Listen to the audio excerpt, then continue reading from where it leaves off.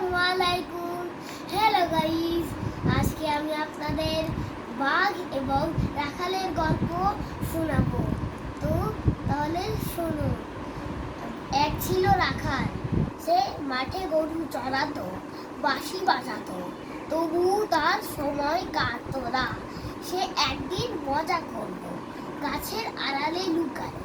তারপর বলল, বাঘ এসেছে, বাঘ এসেছে। গ্রামবাসীরা দৌড়ে এলো, তাদের বোকা বানিয়ে মজা করলো। এরকম সে অনেক দিন করলো। একদিন সত্যি বাঘ এলো। রাখাল চিৎকার করলো, বাঘ, বাঘ, বাঘ। এবার আর কেউ এলো না। বাঘ রাখালকে নিয়ে গেল। রাখালকে আর খুঁজে পাওয়া গেল না। আজকের মতো এখানে আরেকটা নতুন ভিডিও নিয়ে আসবো।